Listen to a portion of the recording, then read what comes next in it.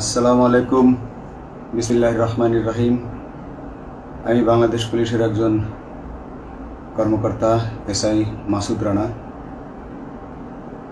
আমি আপনাদের কাছে কিছু তথ্য তুলে ধরতে চাই, যেটা বাংলাদেশের মানুষ অনেক দিন ধরেই জানে না, বা তারা এই প্রশ্নের উত্তর খুঁজছে অনেক বছর ধরে, কিন্তু কোনো উত্তর খুঁজে পায়নি।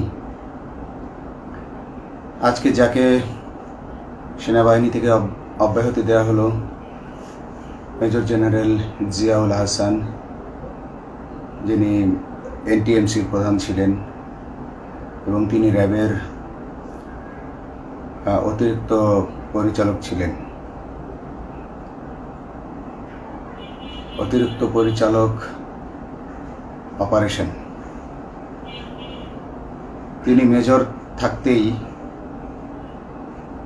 র্যাবে ছিলেন এবং বাংলাদেশে যত গুম খুন হয়েছে, বিএনপি সহ অন্যান্য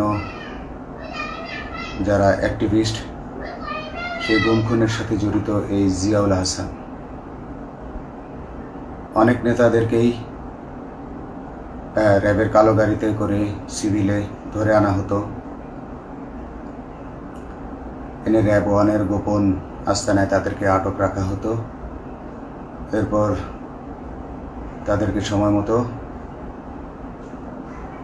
অজ্ঞাত স্থানে নিয়ে তাদেরকে হত্যা করা হতো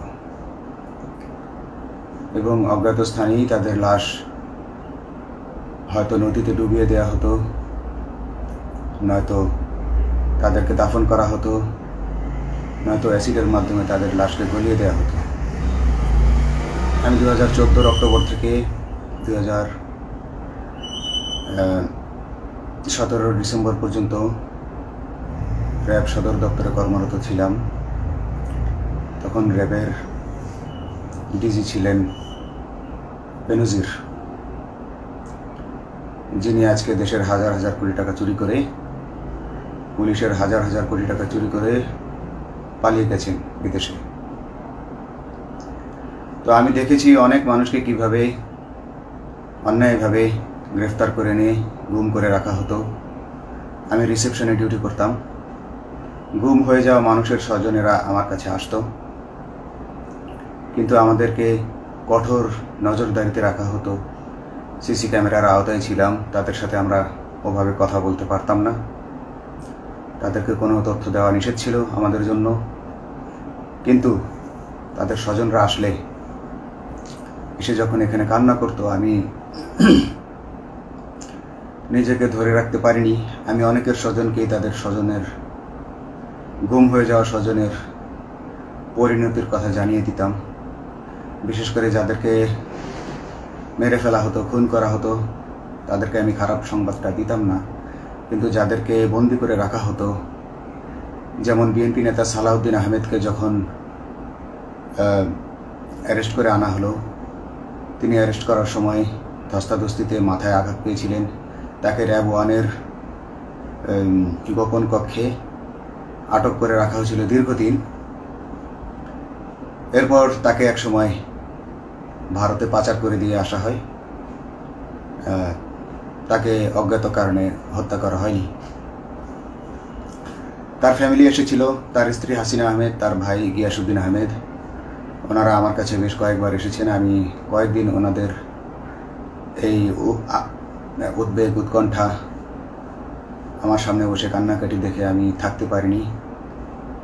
আমি ওনাদেরকে কৌশলে আমার ফোন নাম্বার দিয়ে আমি ওনাদের সাথে দেখা করে ওনাদেরকে জানিয়ে দিই যে সালাউদ্দিন সাহেবকে হত্যা করা হয়নি, উনি জীবিত আছেন এবং ওনাকে হত্যা করার সিদ্ধান্ত নেওয়া হয়নি।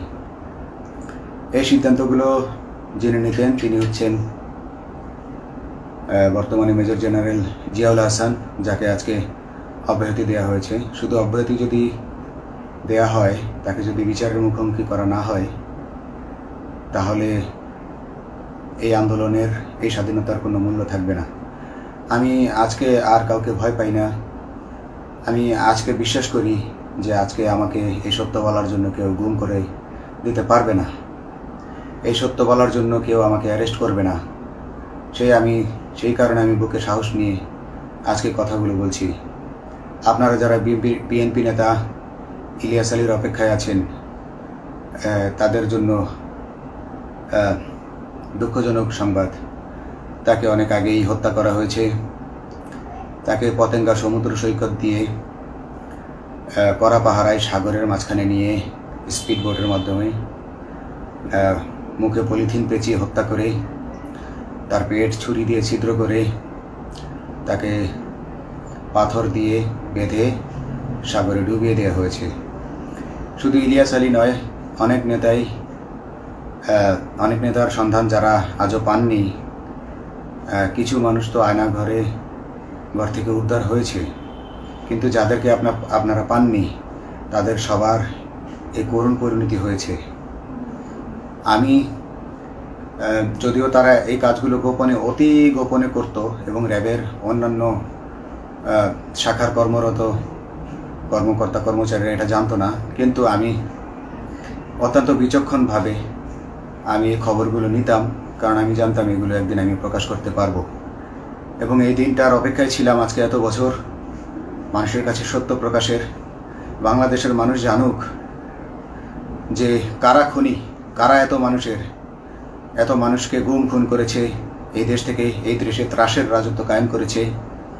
তারা মাদকের ক্রসফায়ারের নামে যে হত্যা ট্র্যাডিশন চালু করেছিল, এই ট্র্যাডিশনের উদ্দেশ্য ছিল বিরোধী দলের লোকজনকে হত্যা করা।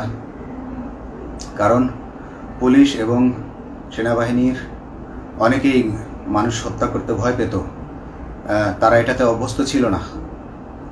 অনেকেই অনেক সাহসী, কিন্তু একটা মানুষকে হত্যা করার পর তারা আর ঘুমাতে পারতো না, তাই তারা এসব কাজ করতো না।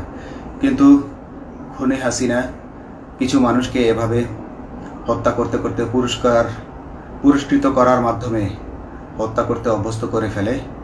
তারাই এই গ্রেফতারকৃত, এই গুমকৃত মানুষদেরকে গুলি করে হত্যা করত। এবং তারা এতটাই নিষ্ঠুর যে তারা এক একজন কয়েক শত করে হত্যা করেছে। এবং এই মানুষগুলোর সংখ্যা বেশি নয়, কারণ সবাই লাশ দেখতে পারে না।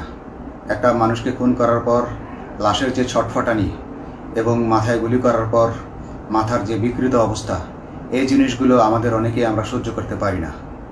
তাই আমাদের মধ্য থেকে কিছু হায়নাকে বেছে নিয়ে তারা একটা টিম গঠন করে। তাদেরকে র্যাব সদর দপ্তরে বেনজির আহমেদ প্রতি মাসে পুরস্কার দিতে ডাকতেন এবং প্রত্যেকটা র্যাবের বিভিন্ন শাখায় এরকম দু একজন রাক্ষস ছিল যারা মানুষকে শ্যুট করত, গুলি করত, হত্যা করত এবং গুম করত। তারা এখনও আছে। তাদেরকে আমি নতুন সরকারের কাছে দাবি জানাবো, তাদেরকে বের করতে হবে, তাদেরকে বিচারের আওতায় আনতে হবে। না হলে এত শহীদের বিনিময়ে যে ফ্যাসিবাদ থেকে, যে স্বৈর শাসন, যে খুনি হাসিনার হাত থেকে আমরা মুক্তি পেয়েছি, সে মুক্তির প্রকৃত মূল্য আমরা পাবো না, প্রকৃত স্বাদ আমরা পাবো না।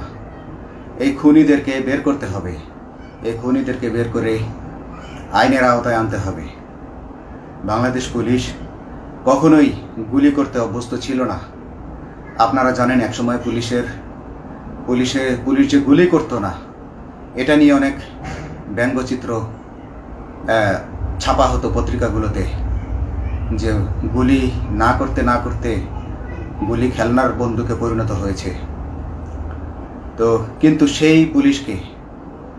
নিরীহ পুলিশকে রক্তপিপাসু হিসেবে শেখ হাসিনা তৈরি করেছে। তবে সবাই নয়, কিছু কিছু মানুষ আপনারা দেখেছেন, এবং এই আন্দোলনের ভিডিও ফুটেজ দেখলেও দেখবেন যে কয়েক শত পুলিশের মধ্যে কেবলমাত্র কয়েকজনই জনতার দিকে গুলি ছুড়ছে। তো আপনারা ঢালাওভাবে পুলিশকে আপনাদের আক্রমণের নিশানা বানাবেন না। নতুন সরকার অবশ্যই এর বিচার করবে। আমি আশাবাদী নতুন সরকারের কাছে। তারা যদি আমার কাছে কোনো তথ্য চায়, আমি তথ্য দেব ইনশাল্লাহ। এবং এই খুনিদেরকে, এই রাক্ষসদেরকে বের করতে হবে। প্রতিটি গুমের, প্রতিটি হত্যার সুষ্ঠু তদন্ত করলে এগুলো বের হয়ে আসবে বলে আমি আশা করি। এবং আমি চাই এরা ধরা পড়ুক, এদের বিচার হোক, না হলে এরা যুগে যুগে এই রাক্ষস যুগে যুগে রয়ে যাবে, আমাদের মাঝেই তারা লুকিয়ে থাকবে এবং যুগে যুগেই তারা মানুষের রক্ত পান করেই যাবে। পুলিশ বাহিনী মানুষকে সেবা করবে, এটাই হওয়া উচিত পুলিশের ধর্ম। পুলিশের ধর্ম হবে মানুষ পুলিশের জন্য, পুলিশ মানুষের জন্য।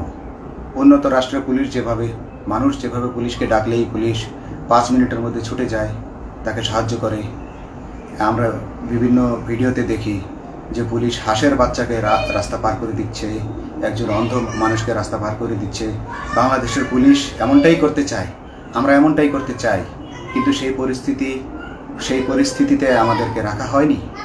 আমাদেরকে রাখা হয়েছে দৌড়ের উপর, আমাদেরকে রাখা হয়েছে বিভিন্ন অন্যায় কাজের উপর, বিভিন্ন অন্যায় আদেশের উপর।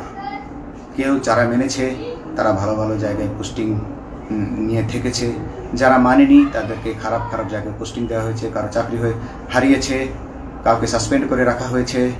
আমি নিজেও একজন এমন বৈষম্যের শিকার, অন্যায় মিথ্যা মামলার শিকার হয়ে আমি নিজেও বর্তমানে সাসপেনশন অবস্থায় আছি এবং এই সাসপেনশন অবস্থায় থেকে আমি আল্লাহর কাছে শুকরিয়া জানাই, কারণ এই সাসপেনশন থাকার কারণে আমি ছাত্র জনতার আন্দোলনের সাথে সংযুক্ত হতে পেরেছি।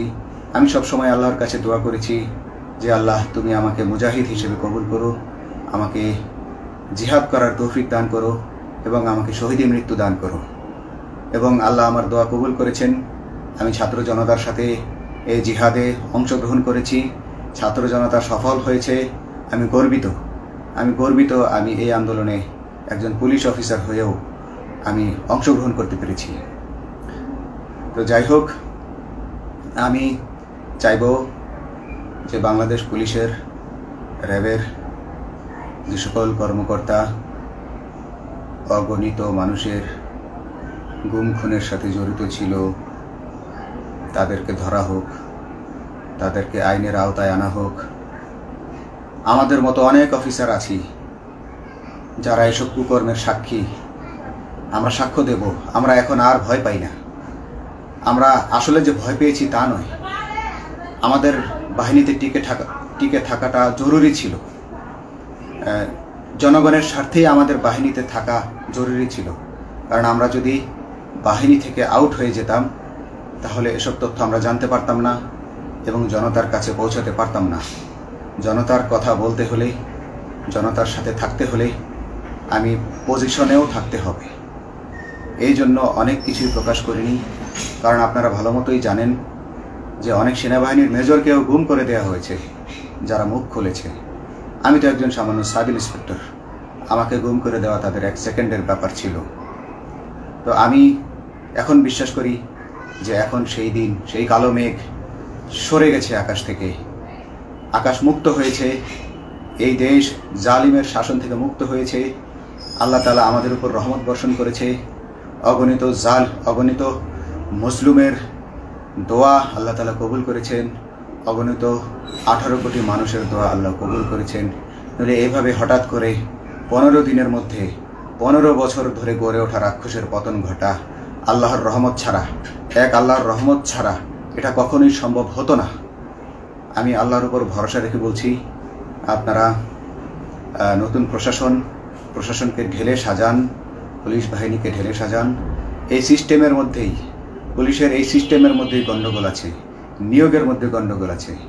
আপনারা এই সিস্টেমগুলো পরিবর্তন করুন, আপনারা এই সিস্টেম পরিবর্তনে সাহায্য করুন এবং পুলিশ ডিপার্টমেন্টে যত ডিপার্টমেন্টাল পরীক্ষা আছে এগুলো তুলে দেন। এই ডিপার্টমেন্টাল পরীক্ষাগুলোর মাধ্যমে আমাদের ঊর্ধ্বতনরা আমাদের গলা সবসময় চিপে ধরে রাখে, ঠিক আছে? সেজন্য আমরা তাদের কাছে সবসময় আটকা থাকি। এজন্য আমরা অনেক কিছু বলতে পারি না, অন্যায়ের প্রতিবাদ করতে পারি না। তো এই সিস্টেম পরিবর্তন জরুরি। ডিপার্টমেন্টে কোনো পরীক্ষা থাকা যাবে না।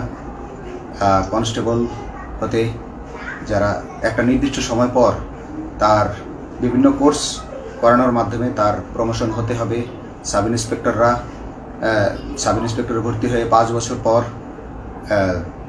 ইন্সপেক্টর হিসেবে পদোন্নতি পাবে, তার 5 বছর পর সহকারী পুলিশ সুপার হিসেবে পদোন্নতি পাবে। এভাবে আইন পরিবর্তন করতে হবে। তাদেরকে দক্ষ করে গড়ে তোলার জন্য বিশেষ কোর্সের আয়োজন করতে হবে এবং সৎভাবে বাঁচার জন্য সঠিক বেতন কাঠামো এবং ভালো কাজের জন্য পুরস্কার এর ব্যবস্থা করতে হবে। বিভিন্ন যে চোরাই মাল মাদক উদ্ধারের জন্য সেক্ষেত্রেও বিশেষ পুরস্কারের ব্যবস্থা থাকতে হবে এবং বাসস্থান এবং যানবাহন, পুলিশের যেই ব্যয়টা হয় সেটা হচ্ছে বাসস্থান এবং যানবাহন। পুলিশ আমরা নিজের বেতনের টাকা দিয়ে মোটরসাইকেল কিনে চাকরি করতে হয়, এই বিষয়টা যেন না করতে হয় এবং সরকারি বাসস্থান যদি আমাদেরকে দেয়া হয় তবে আমরা বেতনের টাকা দিয়ে আমরা মানুষকে সেবা দিতে পারবো, সৎভাবে চলতে পারবো এবং দেশের মানুষকে সন্তুষ্ট করতে পারবো ইনশাল্লাহ। তো আমি আপনাদেরকে প্রথমে যেই তথ্যগুলো দিয়েছি গুম খুনের বিষয়ে, আপনারা এই তথ্যগুলো অনুসন্ধান করুন, অনুসন্ধানে টিম গঠন করুন। প্রত্যেকটা গুম খুনের বিচার হতে হবে এই দেশে। যারা আটক ছিলেন অনেকেই হয়তো এখন আয়নাঘর থেকে মুক্তি পেয়েছেন, কিন্তু যারা দুর্ভাগ্যের শিকার হয়ে মৃত্যুবরণ করেছেন তাদের আত্মীয় স্বজনরা, তাদের প্রতি আমার সমবেদনা রইল। তারা জোর দাবি তুলুন, তারা সবাই সরকারের কাছে আপনাদের পরিবার পরিজনের নিখোঁজ হওয়ার বিষয়টি তুলে ধরুন, আপনারা জোর দাবি জানান এবং গুম খুন তদন্তে একটি তদন্ত কমিটি গঠন করা হোক, যেখানে কোনো পুলিশ বা সেনাবাহিনীর সদস্য থাকবে না। এটা হতে পারে বিচার বিভাগীয় তদন্ত বা অন্য কারো মাধ্যমে, কিন্তু এই হায়নাদের এই খুনিদেরকে বের করুন, বের করে এদেরকে শাস্তির আওতায় আনুন, তবেই এই তবে তারা তাদের বলিদান সফল হবে। আসসালামু আলাইকুম।